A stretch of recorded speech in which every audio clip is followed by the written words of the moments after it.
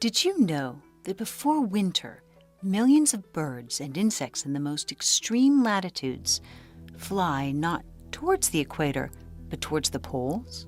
And that those animals, when given tracking devices, lose their tracking signal? Did you know that mosquitoes in the northernmost landmass, Greenland, are so large and aggressive they can take out a caribou calf? And did you know that explorers at the South Pole have reported that after a certain latitude, the sub-zero temperatures suddenly rise dramatically, yielding green, iceless land areas and lakes? This strange evidence of warmer regions all indicate that the North and South Pole may hold secrets beyond the idea of Santa Claus. In fact, they support a theory about Earth that some of the most celebrated geologists and astronomers have believed: that Earth is a spherical, spacious planetary body with enormous, continent-sized caverns deep within it, and large entrances miles across at the North and South Pole. They say inner Earth has water, oceans, and luminosity, and that it sustains not only plants and animals, but intelligent life. If this sounds like heresy, lay aside what you think you know, and we'll show you the evidence, the scientists, the legends, and testimonies behind the inner Earth theory, so that you can see why it may be the most game-changing information ever concealed from common knowledge. That miles beneath your feet are ideal conditions for a life-sustaining and inhabitable inner Earth.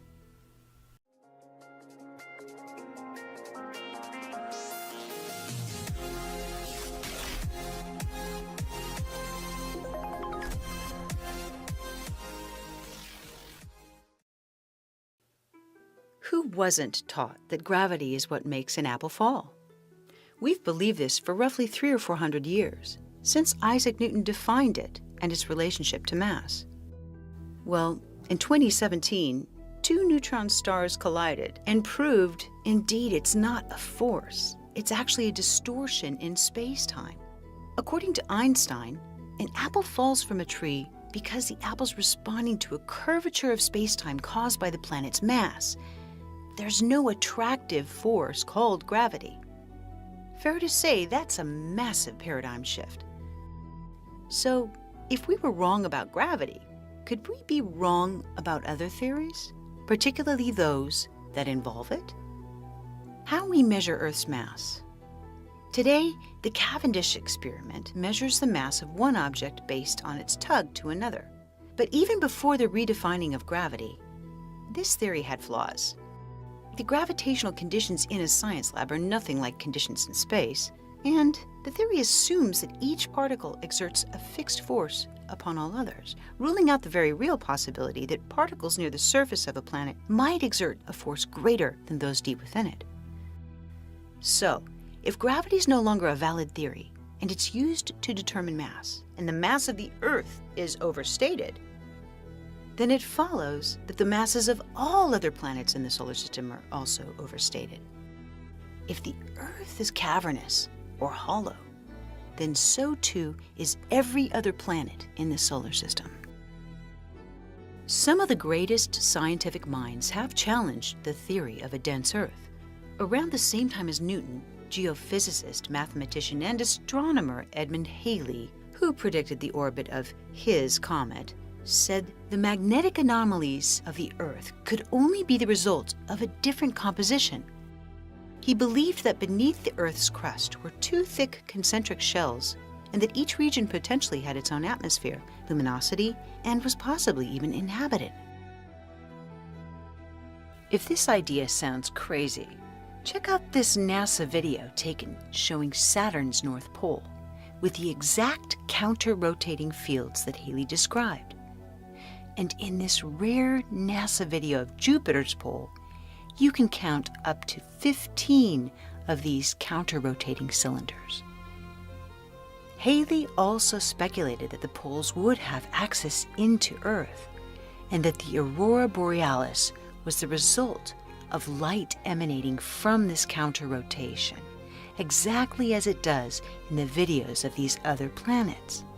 Watch this NASA video closely, and you'll see that the Australis Borealis appears to be clearly emanating from a dark point on the planet.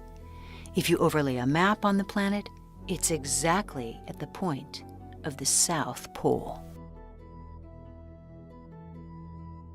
100 years later, Swiss mathematician and physicist Leonhard Euler, who's still considered one of the greatest mathematicians of all time, also proposed that Earth was completely hollow with a central sun in the center, similar to what Halley proposed, agreeing with Halley that holes at the North and South Pole would provide access to it. Germany's most influential mathematician, Johann Carl Friedrich Gauss, in the early 1800s, stated all of our Earth's history, physics, and geography could be explained by Earth being a hollow planet with entrances at the poles. Naturally, satellite images of the poles are going to disprove this craziness, right? Well, there's a problem. NASA's images and videos of poles are rare. They're hard to find. But when they are revealed, they often have cloud cover, ice cover, or questionable anomalies, like simply being blotted out. Stranger still, no planes or satellites are permitted to come within a certain distance of the poles. Well, in November 1968, a satellite photo of the North Pole was released. It showed a large polar opening in absence of cloud cover. Now, it's possible a trick of time-based photography created this illusion, but satellite images since then, showing serious anomalies, do raise questions, particularly the one from Russian space station Mir in 1987, showing light emanating in a very mysterious fashion. And then there are other NASA images of the planets: Venus, Jupiter, the various moons, all showing strange qualities or blotted out poles. In fact, how's it possible to have perfectly hexagonal angles on Saturn? Why do these images from space consistently have their poles concealed? Like this blotted one of Jupiter, where you can actually see light emanating from the center. Was Edgar Allan Poe correct when he said, "Sometimes the best hiding place is the one that's in plain sight"? Another anomaly in measuring Earth's mass happens when we study earthquakes. Since the early 1900s, seismograph readings have proved that Earth does have some density, but not without raising even more questions. You see, when an earthquake occurs, seismic waves are measurable as they spread, but then the signals disappear entirely, only to reappear further on. These shadow zones are believed to be the result of waves hitting a molten core, and there are complicated mathematics theorizing why. But even then, there are many inconsistencies with seismograph readings. It's not a tidy science.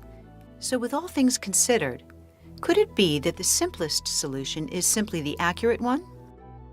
Is it possible the waves reverberate within a belt-like zone but disappear into very large caverns or underground seas miles beneath the Earth's outer crust? Would that just be too simple an explanation? If the possibility of inner oceans sounds strange, take note. The first of the deepest holes ever drilled into Earth was in Russia, beginning in 1970. It was called the Kola Super Deep Borehole, and it took 20 years to make. As is often the case when humans venture into the unknown, Kola left a few scientific theories in ruin. They discovered unprecedented heat, fossils at depths 8 miles down, and the surprising result? Water, at far deeper depths than had previously been assumed. Then, in 2014, a team of 20 U.S. geophysicists using seismic readings discovered large bodies of water 400 miles into the Earth. They concluded that the mantle transition zone, a rock layer between 400 and 700 kilometers below the Earth's surface, could hold 3 times the amount of water in the world's oceans. One of the team's scientists said, This is direct evidence supporting the hypothesis that the deep Earth holds a lot of water. Modern science can't confirm the physical structure of Earth's interior as a fact, and there are many questions about the existing theory. For example, a forming planet has zero gravity in its center, so its mass accumulates where gravitational and centrifugal forces are balanced, creating a sphere with openings at the top and bottom, like a hurricane of matter in space, not as a solid body. This energetic flow, the torus, is a self-organizing system in nature where energy expands and returns to itself. We see it every day in an orange, a whirlpool, a tornado. It's in the atom, the galaxy. None of these is a dense system. So, let's consider another possibility. Over millions of years, the planet has succumbed to a combination of forces responsible for shaping it.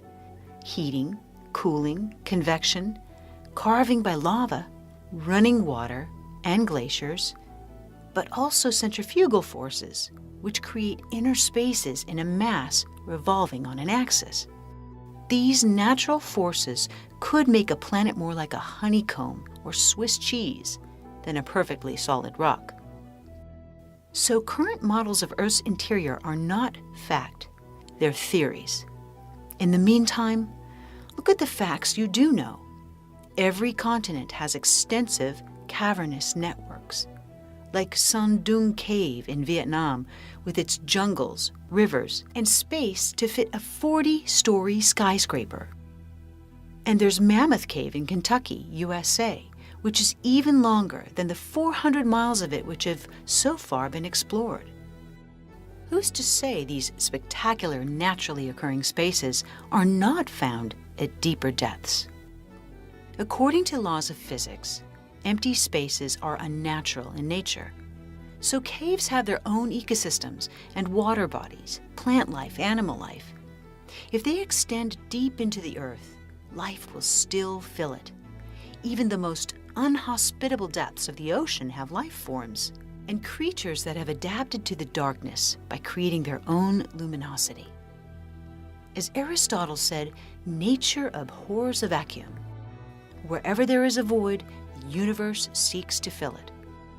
So if enormous caverns like those we already know of continue on to reach deep into the earth, what then could be residing in the space miles beneath our feet? Since we're prohibited from flying over or seeing the poles, and we're prohibited from exploring caves without permits or assigned guides, how might we know what exists in inner Earth? Interestingly enough, many of the accounts of this strange, unique land have been told by very respected, credible people. But first, let's look at history. Almost every ancient culture shares legends about interactions with subterranean races. Clearly, some of these are considered to be purgatory for sinners, attempts to deter people from wrongdoing. But other legends, those about Agartha, with its cities Shambhala and Potala, have striking resemblances, no matter which continent they originate from. In all legends, these civilizations tell of two beings, very tall giants or very advanced reptilian races. The word Agartha is of Buddhist origin. True Buddhists fervently believe in this subterranean empire, which they say has millions of inhabitants and many cities, including the capital, Shambhala, where a supreme ruler dwells. They believe the Dalai Lama is his terrestrial representative, and his messages are transmitted to the lamas in Tibet. They believe that they've been there for thousands of years, sheltering humanity since the terrestrial cataclysms. The Russian artist, philosopher, and explorer Nicholas Roerich published that a Tibetan Lama revealed the capital of Tibet was connected by a tunnel with Shambhala, the heart of the subterranean empire of Agartha. and that the entrance of this tunnel was guarded by lamas who were sworn to keep its actual whereabouts a secret from outsiders. Those who are led through this underground passage travel deep into earth through areas where it becomes so narrow it can be difficult to pass through. According to Tibetans, Shambhala is a physical place, but one that also has an ethereal nature, given its location inside this holistic, evolving planet. Given our understanding of how matter can be warped in space and time by mass, this could make sense. One Gnostic scholar explains the underworld as a plane between spirit and our reality, an area where the ethers of spirit become nature, and nature returns back to spirit, making it both a physical and an apparitional realm. In the ancient epic poem, the Mahabharata, the Hindus also spoke of Aryavarta, the abode of the excellent ones, which was said to be ruled by a supernal race, the Nagas, a half-human, half-reptilian species depicted with jeweled hoods that light their realm. It's said the Nagas possessed cutting-edge technology and had an unpredictable and sometimes merciless nature, known to abduct and torture humans, while at other times influencing positive events on Earth. It's also said they inhabited Patala. Perhaps it's not coincidence, then, that the name of the palace where the lamas guarded the tunnel entrances is the Potala Palace. It also raises questions about the motivation the Chinese government had when they violently overthrew Tibet's peaceful leaders in the 1950s, in a coup which may have cost up to 1 million Tibetan lives. Another Indian epic, the Ramayana, tells the story of the great avatar Rama, a blue-skinned emissary from Agartha who arrived on an air vehicle. These air vehicles were called Vimanas, which means car or chariot of the gods, carrying its occupant through the air. Strangely, flying airships have remained a consistent part of all Inner Earth stories, every one of them. In Africa, a similar tunnel was believed to connect the secret chambers at the base of the Pyramid of Giza with the subterranean world, by which the pharaohs established contact with the gods of the underworld. Ancient Egyptian deities like Ra, Thoth, Anubis had qualities unlike humans: unique height, skin coloring, eyes, often avian or bird-like heads. Another mystery occurred in 985 AD, when the Viking explorer Eric the Red discovered Greenland. By 1410, there was anywhere from 10,000 to 100,000 Viking colonists on Greenland's shores. That was the last date, however, that any one of the Viking settlers of Greenland was ever seen again. All of their villages were found abandoned, and their disappearance has become one of the largest unsolved mysteries in our recent history. That is, unless you ask the native people of Greenland, the Inuits. According to these Eskimos, the white men swarmed suddenly northwards to a wonderland that the natives had long known about. They called it the Land of Endless Summer, rich with vegetation and game. According to their legend, these colonists were lured to a land of eternal bliss inside the protective womb of the earth. In the 12th century, an unusual story of underworld beings showed up in Suffolk, England, and is still a part of the town's history today. The Children of Woolpit. Reapers in the area one day discovered 2 small children who had skin with a pale green hue and who spoke an unknown language. And though starving, ate only raw beans. The boy soon died, but after many years in declamation, the surviving girl finally explained that she and her brother had come from a subterranean land where the sun never shone, and where the light was more like twilight, saying they'd become lost when they followed their cattle into a cave, eventually emerging onto the bright landscape. In the 1908 book, The Smoky God, Willis George Emerson tells the story of Olaf Jensen's incredible journey to Agartha and the 2 years he spent living there with his father. Jensen and his father were traveling in their small fishing boat in an attempt to find the land beyond the north wind when a windstorm carried them through a polar opening into the interior of the Earth. There, they met who he called the Elder Race, friendly, intelligent, lanky 12-foot giants. He said later they were able to grow tall in this unique electrical energy field that was always there inside the Earth, and that these giants were able to live up to 800 years. Jensen described the inner world as warm, where it rained once a day and was filled with highly charged electrical air. There's a density to the atmosphere, he said, and this is what he believes led to the immense vegetation there. The title of the book, Smoky God, refers to the inner world's glowing and smoky sun. Most interesting was his explanation of these fast, noiseless, flying objects on which he rode.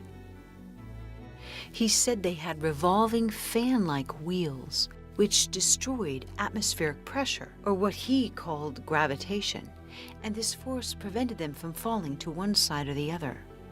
After spending 2 years with these beings in Agartha, Olaf and his father attempted to return through the opening. On the journey home, however, his father lost his life when an iceberg destroyed their boat. Jensen was later rescued by some fishermen. But when he shared his incredible story, they placed him in a madhouse for the mentally insane, where, sadly, he remained for 28 years.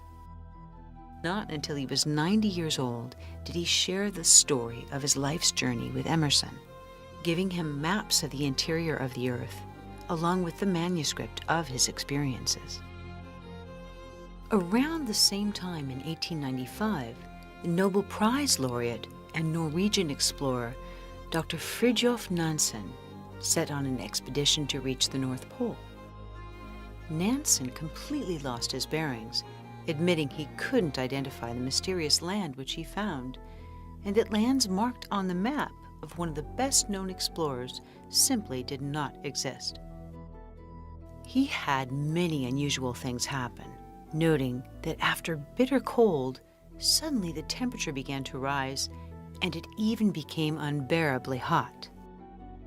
It was never made clear where Nansen was exactly, but as the expression goes, he was not in Kansas anymore.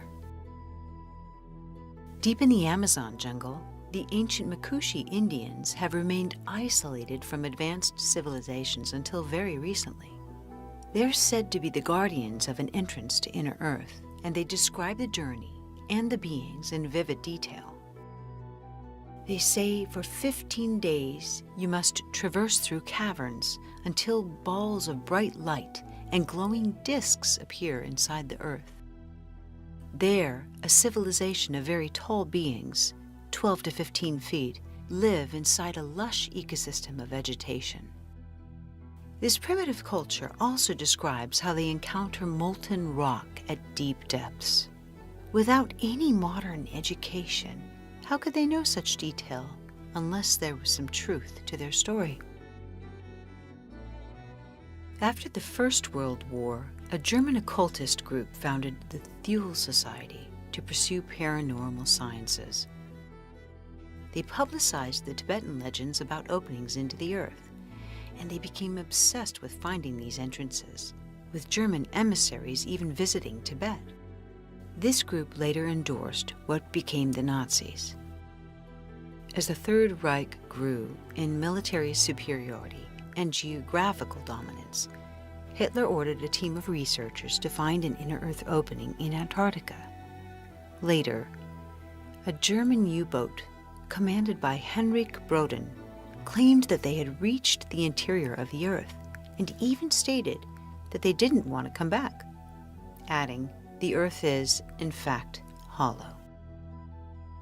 A diagram of Agartha was then drawn by a German scientist in 1935 in corroboration with the U-boat navigator.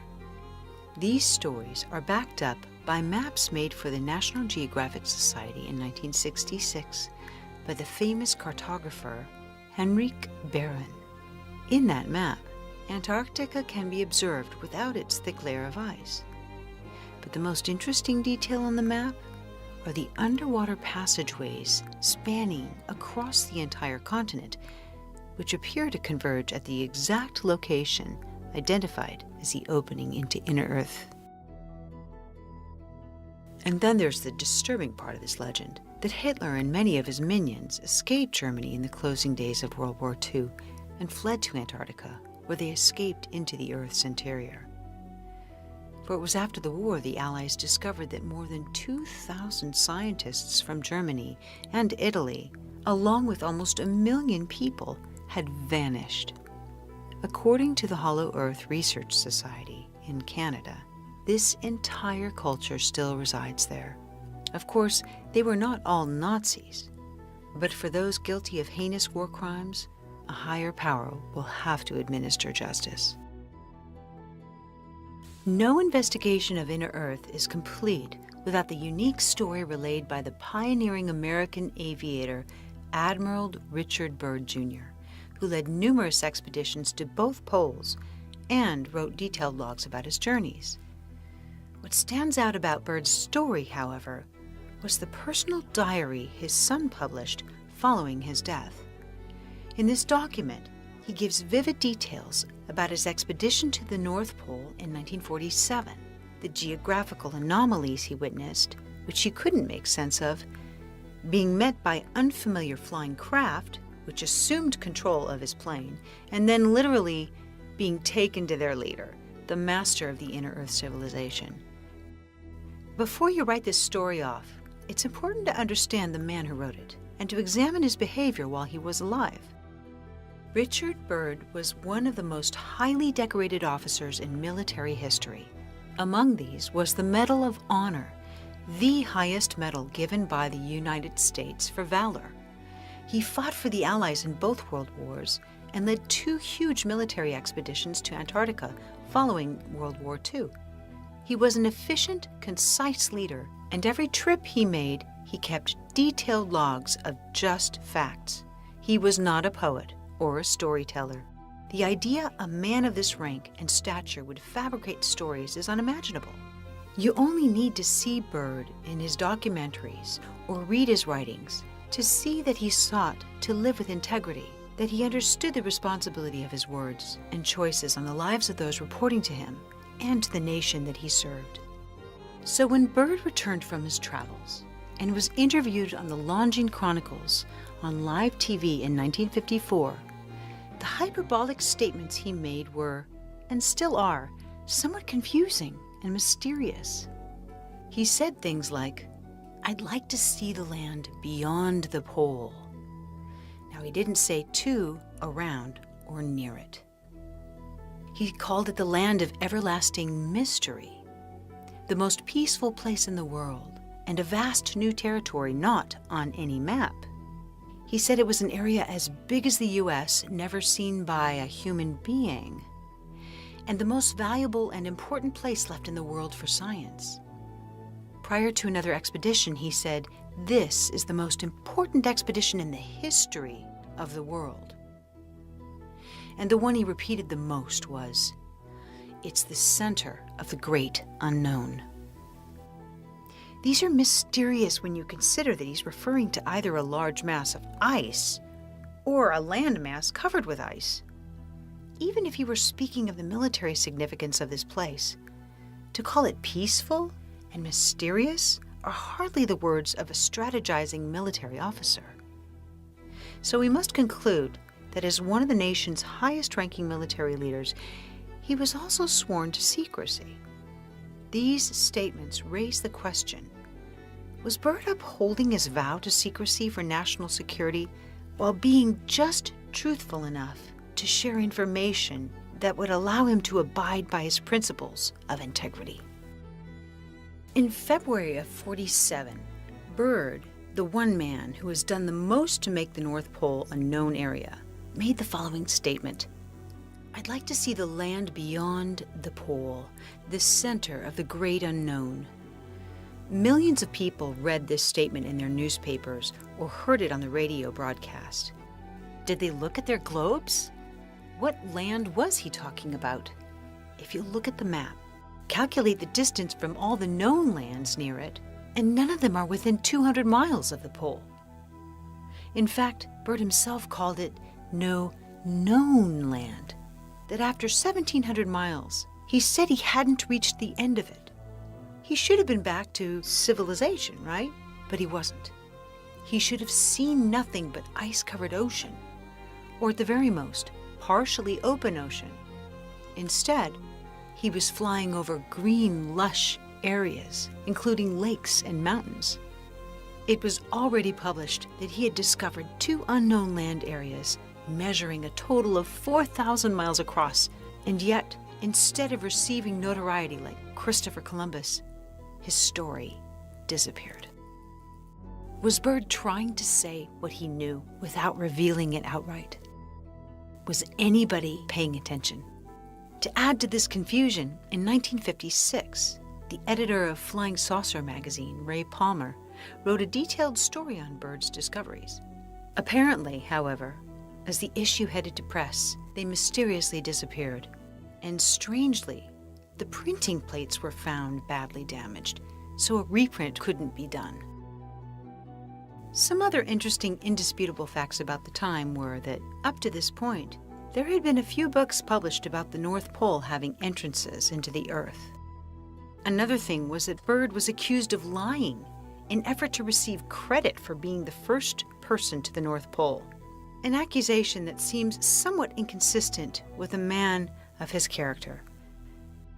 Another thing that Byrd shared was that the poles are concave, not convex as thought, and that the South Pole is 10,000 feet high, whereas the North Pole is 10,000 feet low.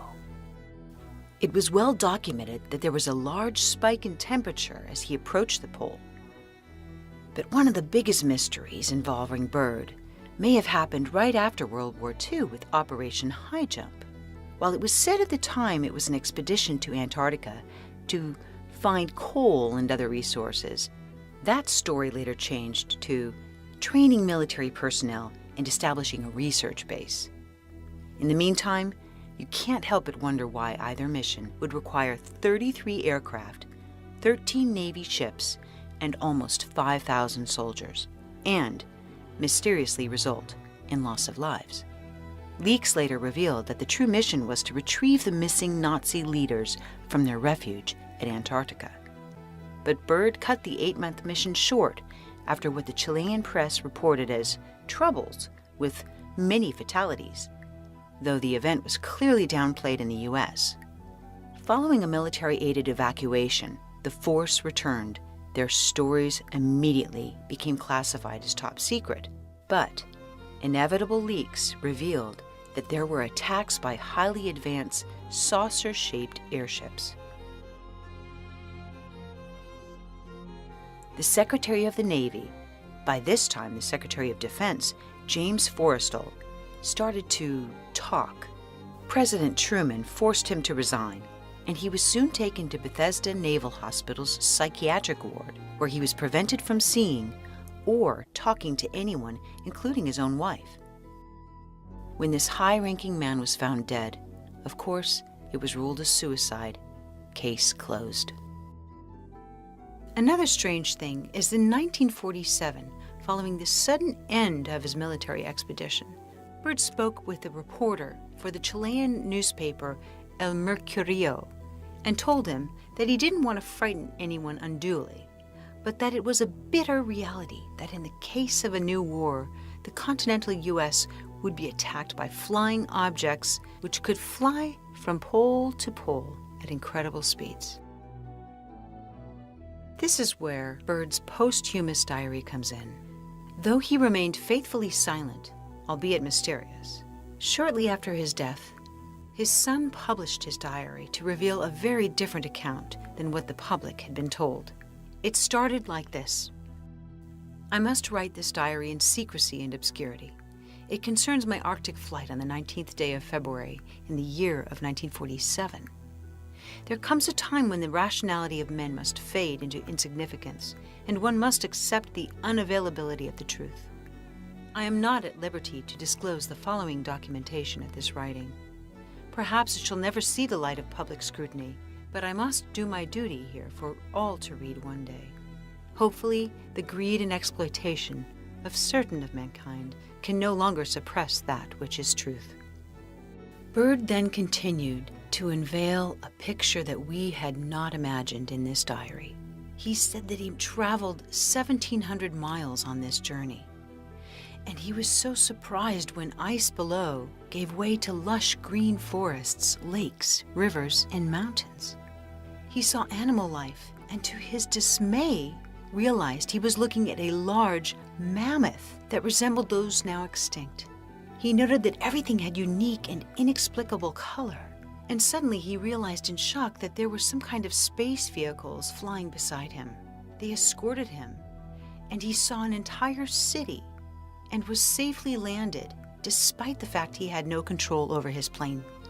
Once there, he was graciously greeted by civilians, and they called this place Agartha. Byrd's dismay upon arrival is clear. He and his crew were then taken to meet what they were told was the ruler of Agartha, the Master, whom he described as delicate and ancient. They were told they'd been allowed to enter, despite these invisible barriers, because of his high moral and ethical character. The ruler went on to say that ever since the U.S. had dropped atomic bombs on Hiroshima and Nagasaki, their race had been very concerned for human safety and the survival of the planet. When they intervened, however, their craft had been attacked by our militaries, and Byrd was asked to share this message and warning to civilization. Their hosts then guided them to their plane and back to the outer world. In closing, Byrd said he briefed the Pentagon of his message from the Master, was interviewed intently by top security forces and a medical team, and ordered to remain silent in regard to all that he learned on behalf of humanity. Incredible is all he could call it. He concluded, "I'm reminded that I am a military man and I must obey orders." 10 years later, he wrote a final entry. "These last few years elapsed since 1947 have not been kind.